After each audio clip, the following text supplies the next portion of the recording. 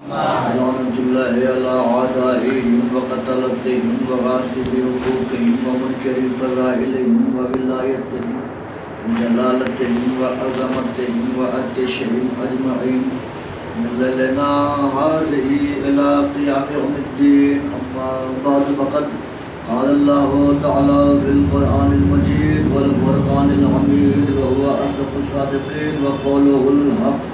بسم الله الرحمن الرحيم. وما خلقت الجن والإنس إلا ليعبدون. صلى الله عليه وسلم.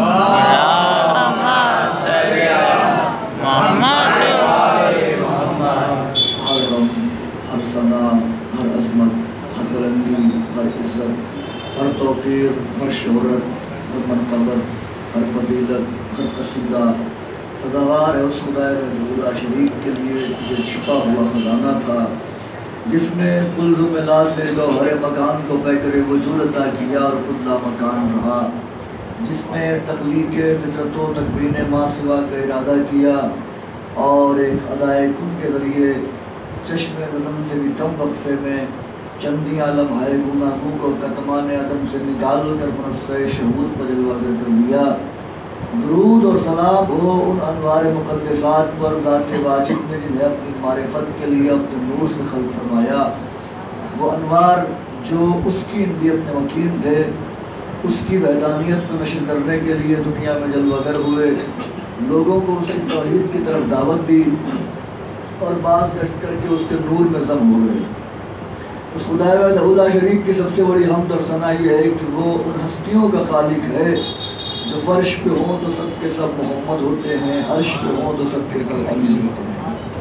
اس خدا وحدہ شریک کے واجب الوجود ہونے پر دلیل کے لیے بس یہی کہہ دینا کافی ہے کہ وہ ہستیاں اس کو سجدہ کرتی ہیں جن کے لیے شافعی جیسا امام اعظم اپنی پوری زندگی کہتا رہا کفا فی فضل مولانا علی حقوق شک فیہ انہ اللہ ومات الشافعی ام لیسا یدری علی جن ربہ ربہ اللہ۔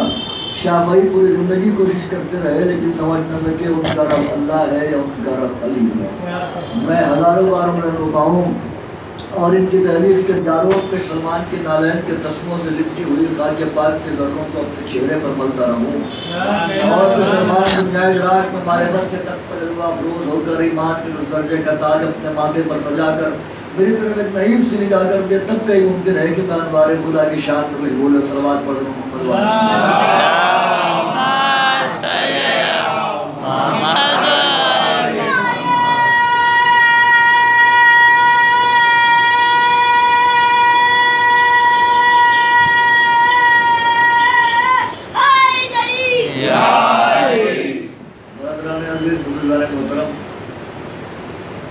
ہمارے فتح اہل بیت کے عنوان سے گفتگو کا آغاز ہوا تھا جو آج اپنے 5ویں مرحلے میں داخل ہو رہی ہے گفتگو۔ اس آیت کے ذیل میں نے عرض کرنے کی کوشش کی مقصد خلقت کائنات یہ ہے کہ وہ اللہ کی عبادت کریں۔ اللہ نے دنیا کو خلق کیا تاکہ وہ اس کی عبادت کریں۔ بشر کی خلقت کا مقصد ہے اس کی عبادت، تو جب مقصد خلقت عبادت ہے تو ہر لمحہ عبادت ہونا چاہیے۔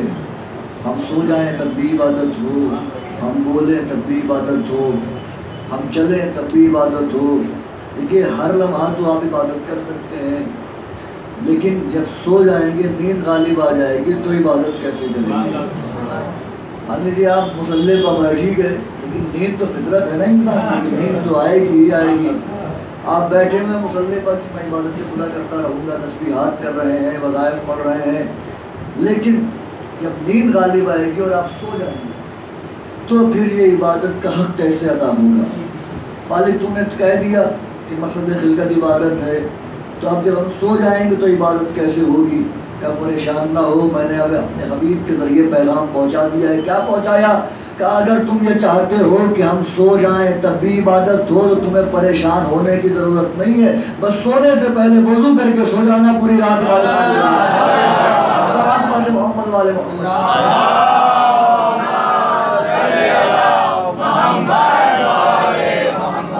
اللہ قرآن میں کہہ رہا ہے کیف اذا جئنا من کل امۃ بشہید وجئنا بک علی ہؤلاء شہیدا۔ اے میرے حبیب تمام نبیوں کو ہم ان کی امت پر گواہ بلائیں گے، وَجَعَلْنَاكَ عَلَىٰ هَٰؤُلَاءِ شَهِيدًا، اور تمام نبیوں پر تجھ کو گواہ بنائیں گے۔ یاد کرو اس وقت کو میرے حبیب جب ہم تمام نبیوں کو ان کی امتوں پر گواہ بنائیں گے اور نبیوں پر تم کو گواہ بنائیں گے۔ یہی اللہ نے فرق واضح کر دیا ہمارے نبی میں اور عام نبیوں میں جو انبیاء ما سبق ہیں، جو محمد مصطفیٰ کے پسینے سے بنے ہوئے ہیں۔ کیا کہا کہ تمام امت پر ان کے نبیوں کو گواہ بناؤں گا، نبیوں پر تمہیں گواہ بناؤں گا، یعنی امت وہ ہے جس پر نبی گواہ بنے، توجہ، امت وہ ہے جس کے اعمال پر نبی گواہ بنے، اور میرا محمد وہ ہے جو نبیوں کے اعمال پر گواہ بنے۔ میرا محمد نبیوں کے اعمال پر گواہ بنے گا۔ گواہ بننے کے لیے ایک چیز ضروری ہے، موقع واردات پہ انسان کا موجود ہونا۔ اگر وہ موقع واردات پر نہیں ہے تو پھر گواہ نہیں بن سکتا، گواہی نہیں دی جا سکتی۔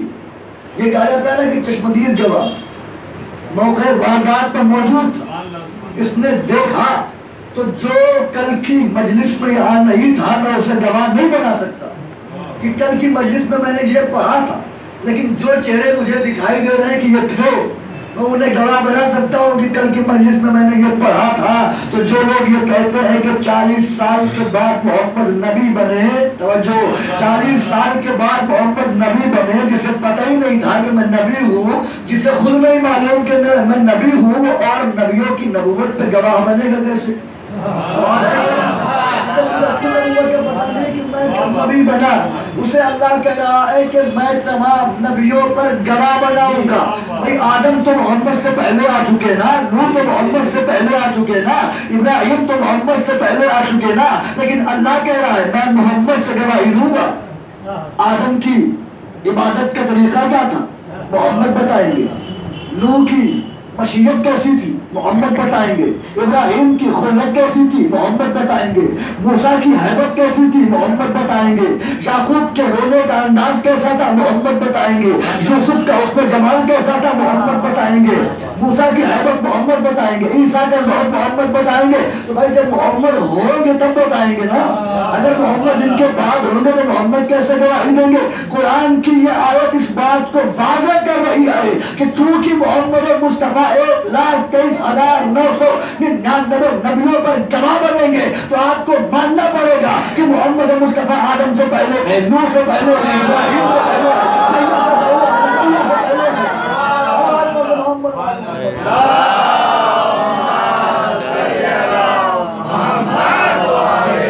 اب آپ نے غور کیا بیٹا، آپ جب لگائی دیا تو لگائی دیا نعرہ حیدری، سب مل کے بولیں گے دونوں ہاتھ بلند کر کے نعرہ حیدری۔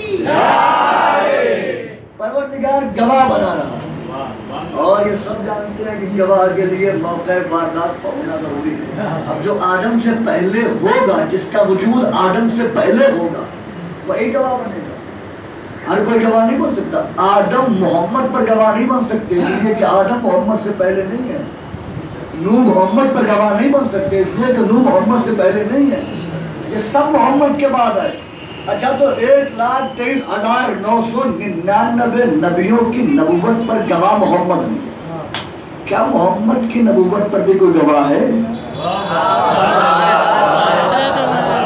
1,23,999 نبیوں کی نبوت پر گواہ محمد۔ محمد کی رسالت کا گواہ کون؟ پھر قرآن نے آواز دی، وَيَقُولُ الَّذِينَ كَفَرُوا لَسْتَ مُرْسَلًا قُلْ كَفَىٰ بِاللَّهِ شَهِيدًا بَيْنِي وَبَيْنَكُمْ وَمَنْ عِندَهُ عِلْمُ الْكِتَابِ۔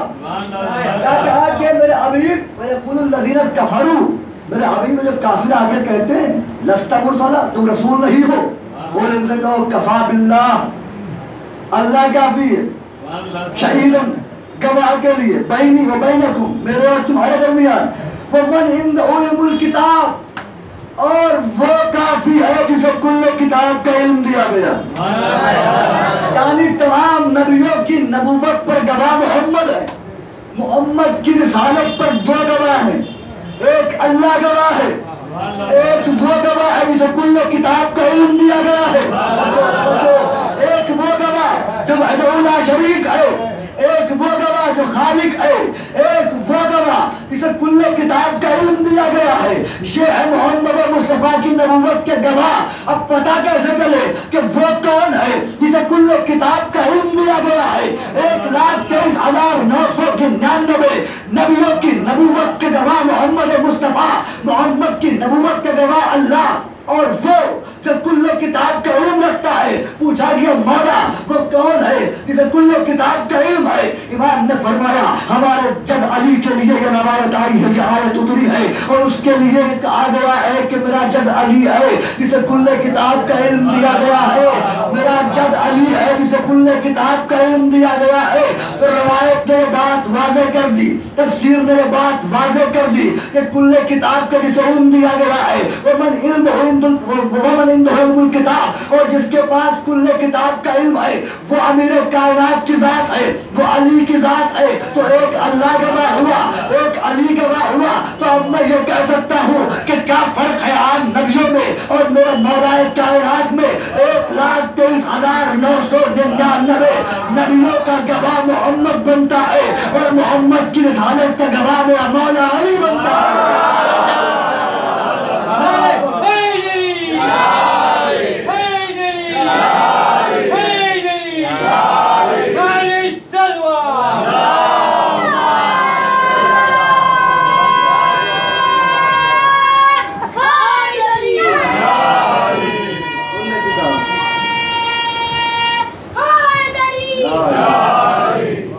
کتاب کا علم دیا گیا، اب پوری کتاب کا علم جناب آصف ابن برخیہ کے لیے ہے کہ ان کو کتاب میں سے علم تھا۔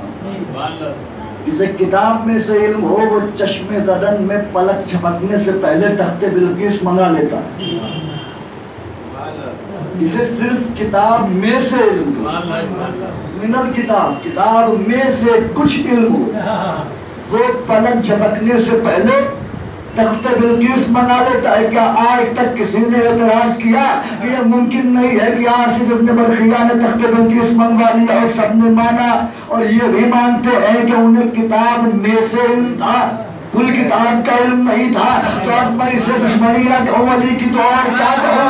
اگر آصف ابن برخیہ کو کتاب میں سے تھوڑا علم ہو جائے تو ان کے اختیار پر کسی کو حیرت نہیں ہوتی، وہ پلک جھپکنے سے پہلے تخت بلقیس منگوا لیتے ہیں۔ میرا مولا کل کتاب کا علم رکھتا ہے، اگر یہ کھوکر سے مردہ زندہ کر دے تو اس میں حیرت نہیں ہوتی۔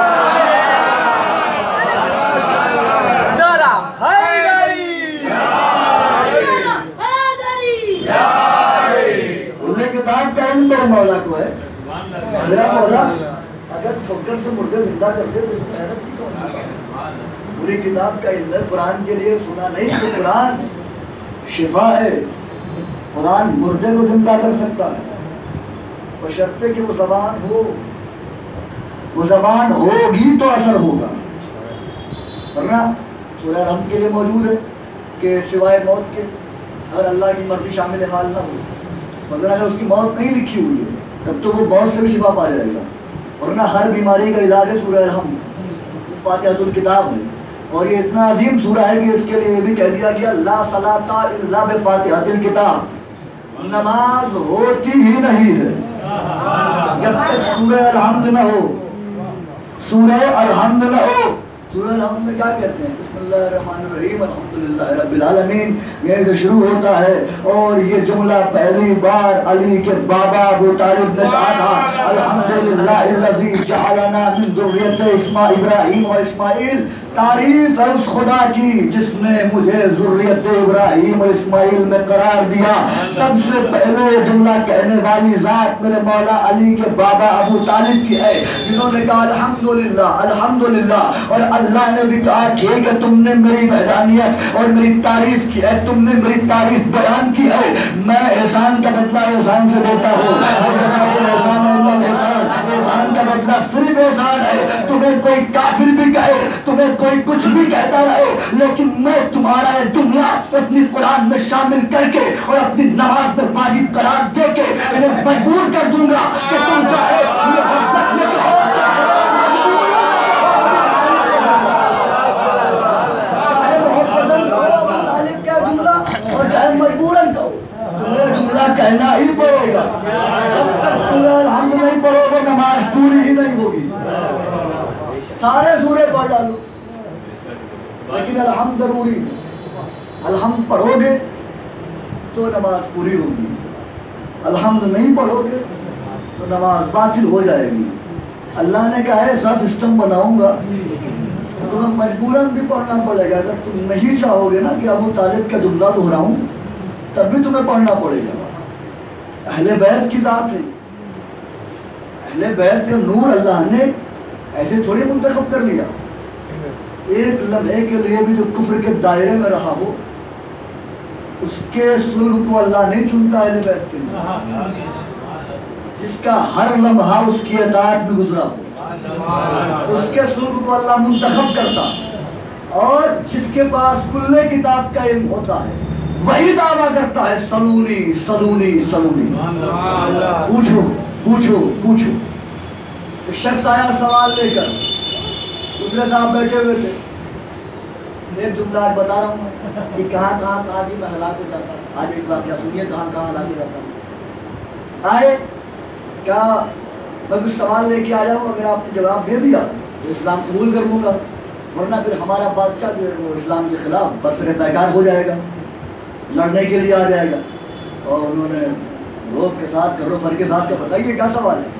کہ دیکھیے یہ بتائیے حق اور باطل میں کتنا فاصلہ ہے, پہلا سوال. پھر اس نے کہا کہ زمین آسمان کی دوری کتنی. پھر اس نے کہا کہ میں فتنہ اور فساد کو چاہتا ہوں.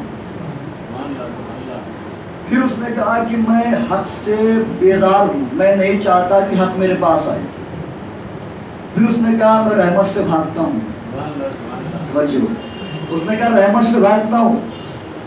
پھر اس نے کہا کہ وہ کون سی جگہ ہے جہاں پہ سورج کی روشنی ایک بار پڑی. پھر اس نے کہا کہ میں بغیر ذبح کیے ہوئے جانور کھاتا ہوں. پھر اس نے کہا میں بغیر سجدے کی نماز پڑھتا ہوں. پھر اس نے کہا بغیر نکاح کے عورت رکھتا ہوں. جب یہ سوال سنے کہنے لگے تو کافر ہے.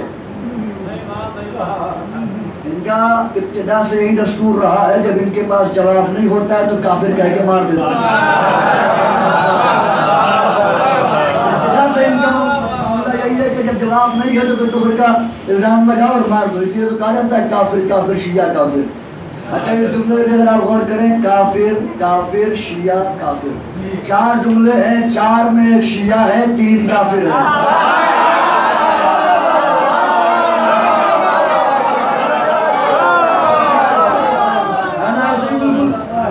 اب بھائی جب یہ جواب نہ بنا ان سے کیا قتل کر دو اسے. اس نے کہا صاحب مارنے سے پہلے سوچ لینا میرا بادشاہ انتظار کر رہا ہے میرے جواب کا. اگر جواب نہیں پہنچا تو پھر کیا ہوگا. اب جو میدان چھوڑنے والے لوگ, میدان سے فرار ہونے والے لوگ کیا کریں گے. اب وہ بڑے پریشان. سلمان گزرے دیکھا مجمع جب میں غفیر کیا ہوا. ایک شخص آیا سوال کرنے کے لیے جواب نہیں ہے. اس کو پکڑا کہ تم غلط جگہ آ گئے, غلط جگہ پر آ گئے ہو. کیا صحیح جواب کہاں ملے گا. کہا چلو. کہا یہ تو وصی نہیں ہے نبی کا, یہ نبی کا خلیفہ نہیں ہو سکتا. اگر یہ نبی کا وصی ہوتا نبی کا خلیفہ ہوتا تو میرے سوال کا جواب دیتا. یہ نہیں ہے. اب تم جس کو کہہ رہے ہو چلو اس کے پاس چل کے دیکھتے ہیں. آگے سلمان لے کے دفتر بات کیا. مولا نکلے. ہاں سلمان. مولا یہ سوال کرنے کے لیے آیا ہے. مولا نے اس کو دیکھا. کس نے بھیجا ہے. یا فلاں نے بھیجا ہے. یا پہلے ان کو بلا کے لاؤ, پہلے انہیں بلا کے لاؤ پھر جواب ملے گا. یہ گئے کہا آپ چلیے, آپ چلیں گے تو جواب ملے گا. اب جواب دلوانا تھا. آئے. اب جب آئے تو علی نے خود جواب نہیں دیا. حسن حسین کھیل رہے تھے. کہا ان بچوں میں سے جس سے تیرا دل کرے جا کے پوچھ لے. اب وہ چلا تو آگے لیکن ذہن میں سوچتا ہوا چلا کہ شاید علی کے پاس جواب نہیں ہے, اس لیے مجھے انہوں نے بچوں کے پاس دے دیا. اور جیسے ہی اس نے سوچا امام حسن رکے, اس کو دیکھا. کہا اتنا متذبذب کیوں ہے, کیوں تو اتنے پریشانی میں ہے, تو شک اور گمان میں ہے. اگر تو کہے تو میں تیرا سوال بھی بتا دوں. شریعتوں کا مکمل نصاب لیتا جا, شریعتوں کا مکمل نصاب لیتا جا. کے لا اور شباب لیتا جا، خلیتوں کے مکمل نصاب لیتا جا، ضعیف ڈھونڈ کے لا اور شباب لیتا جا، غلام زادہ نہیں میں امام زادہ ہوں، سوال ذہن میں رکھ اور جواب لیتا جا۔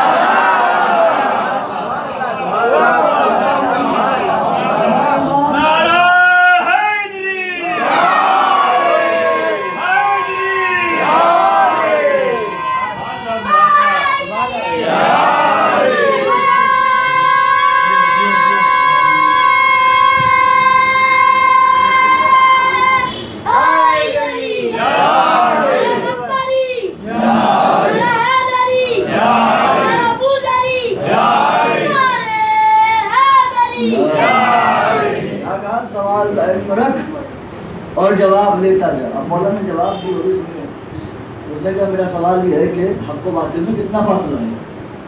مولانا نے کہا کہ 4 ملی میٹر۔ کہا کیسے؟ کہا جو کان سے سنا جائے ضروری نہیں کہ وہ سچ ہو، لیکن جس کے تم عینی گواہ ہوگے، چشمدید جسے دیکھو گے، وہ ہمیشہ حق ہوگا۔ پھر اس نے گھرک کے دیکھا تو 4 میلوں کا فاصلہ تھا کان اور آنکھ کے درمیان میں۔ پھر مولانا نے کہا تو کہتا ہے زمین و آسمان کے درمیان کتنا فاصلہ ہے؟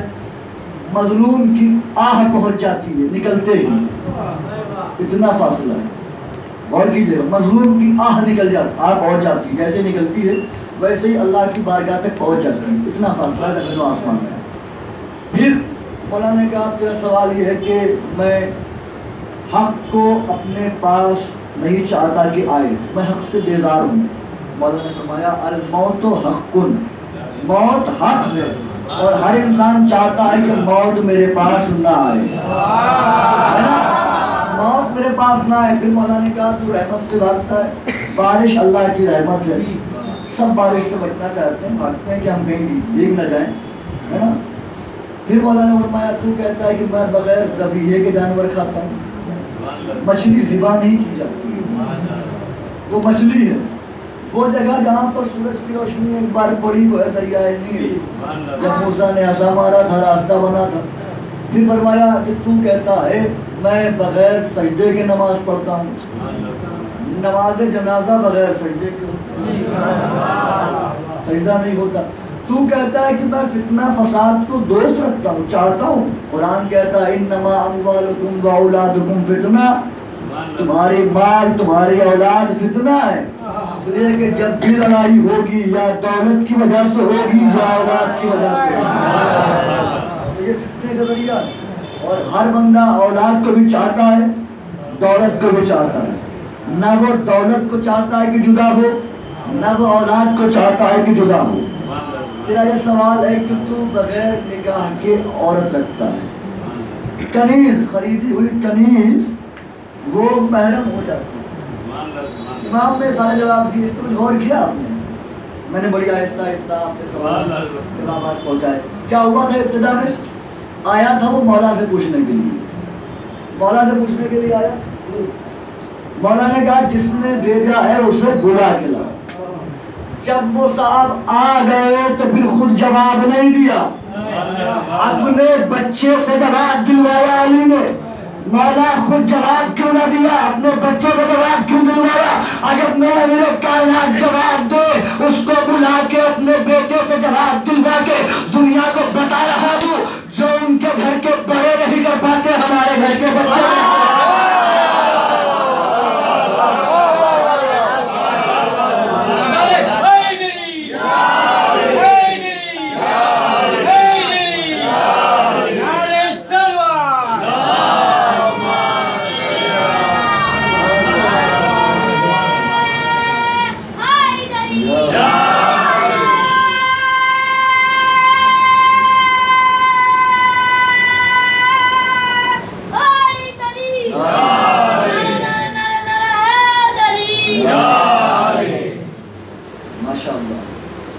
مولا شاد آواز رکھے ہیں، جو یہاں کے بچے کرتے ہیں یہاں کے بزرگ نہیں کرتے، تقابل ہی نہیں ہے کوئی اہل بیت۔ اہل بیت اہل بیت ہیں، اہل بیت خدا منواتے ہیں آپ سے، وہ اسلام پہنچاتے ہیں، ان کے کیے ہوئے عمل کا انتظار قرآن کرتا ہے. جب یہ عمل کرتے ہیں آیت انتظار کرتی رہتی ہے، بس آ جاتی ہے. آیت انتظار کرتی ہے چادر میں اکٹھا ہوں تو ہم جائیں. آیت انتظار کرتی ہے کہ علی کی تیغ چلے تو ہم جائیں. آیت انتظار کرتی ہے کہ علی انگوٹھی خیرات کرے تو ہم جائیں. آیت انتظار کرتی ہے کہ محمد سجدے کو طول دے تو ہم جائیں. آیت انتظار کرتی ہے کہ محمد زہرا کے دروازے پر نکلتے ہوئے سلام کریں تو ہم جائیں. جب یہ عمل کرتے ہیں تو آیت آتی ہے. یہی فرق ہے امت میں اور اہل بیت میں. اہل بیت عمل کرتے ہیں تو آیت آتی ہے، امت جب آیت آتی ہے تب عمل کرتی ہے. یہ انتظار آیت کرتے ہیں، آیت ان کے عمل کا انتظار کرتی ہے. پیغام خدا پہنچاتے رہے. اور حسین تو وہ ہستی ہے کہ گلا کٹ گیا، اس کے باوجود بھی نو کے نیزہ پر قرآن کی تلاوت کرتے رہے. حسین بتا دیا کہ ہم نہ قرآن سے جدا ہیں نہ قرآن ہم سے جدا ہے. ہم ایک، ہم کبھی جدا نہیں ہو سکتے. بڑی قربانیاں ہیں اس کے لیے. قافلہ اسیر ہوا. کیسے اسیر ہوا؟ دو تین جملے مسائل کو سنیے، آپ کی آنکھیں مدد کر لیں. اس لیے کہ ایک اجڑی ہوئی بی بی آئی ہوگی، ایک دکھیا بی بی آئی ہوگی جو آپ کی آنکھوں کی طرف بڑی حسرت سے دیکھ رہی ہے. اس لیے کہ آپ کے آنسو حسین کے زخموں کا مرہم بنتے ہیں. آپ مجھے بتائیے جس دن یہ عرفان ہو جائے گا نا کہ میرے آنسو اور زخم حسین کے مرہم، اس دن شاید پھر آپ کے آنکھ سے آنسو بہنا رکے ہی نا. آ جاتی ہیں بیوی. کیا ہوا جب حسین کے گلے پر خنجر چلا، لوگ نیزہ پر سر بلند ہو گئے. حکم ہوا کہ جاؤ خیمے جلا دو. ظالم آگ لے کے آ گئے، خیمے جلا دیے. کل تک اہل بیت آرام کرتے تھے، دشمن خوف سے جاگا کرتے تھے. لیکن ادھر عباس کے بازو کٹے، عباس مارے گئے، کھینچی ہوئی لکیر سے دشمن گزرے. اب اہل بیت جاگیں گے، دشمن سوئیں گے. محسوس کیجئے گا روایت کو. روایت کہتی ہے کہ ظالموں نے خیموں میں آگ لگانا شروع کر دی. ایک بی بی ایک خیمے سے دوسرے خیمے سے دوسرے خیمے سے تیسرے خیمے میں جا رہی ہے، خیمے میں آگ لگتی جا رہی ہے. روایت کہتی ہے کہ حسین کی 4 سال کی بیٹی سکینہ، اس کے کانوں میں قیمتی گوشوارے تھے، اس نے قیمتی گوہر پہنے ہوئے تھے جسے بابا حسین نے عید کے روز پہنائے تھے. جب ظالم قریب آنے لگے، سکینہ بیویوں کے پیچھے چھپنے لگی. شمر ملعون کی نگاہ سکینہ کے گوشواروں پر پڑی، سکینہ چھپنے لگی، شمر آگے بڑھنے لگا. روایت کہتی ہے کہ شمر ملعون نے سکینہ کو سر سے پکڑا، موریہ لفظ استعمال نہیں کرنا چاہتا، سر سے پکڑا اور اتنی زور کا تماچا مارا کہ حسین کی بیٹی منہ کے بل ہاتھ پکڑی. اس کان سے گوشوارا کھینچا، اس کان سے گوشوارا کھینچا، کانوں کی لبیں پھٹ گئی، خون جاری ہوا. کرتے میں آگ بھی لگ چکی ہے، خون جاری ہوا سکینہ کے کانوں سے. ادھر سکینہ دوڑی دریا کی طرف. چچا ظالموں نے خیمے جلا دیے، چچا ظالموں نے خیمے جلا دیے. ادھر شمر لعین نے نیزے سے زینب کی چادر اتارنی چاہیے اور یہ کہتے ہوئے اتاری، اے زینب بڑا ناز تھا عباس پہ، عباس کو آگے تیری چادر بچائے. ادھر چادر لٹ رہی تھی، ادھر دریا پہ میرے عباس کا لاشا تڑپ رہا تھا. ہائے غازی کی لباس، آئے نبی کی چادر لٹتی رہی، خیمے جلتے رہے، لیکن عباس کچھ نہ کر سکے. عباس کا لاشا لبے دریا تڑپتا رہا، آل رسول لٹتے رہے. اللہ لعنت اللہ علی القوم الظالمین، سيعلم الذين ظلموا انهم قد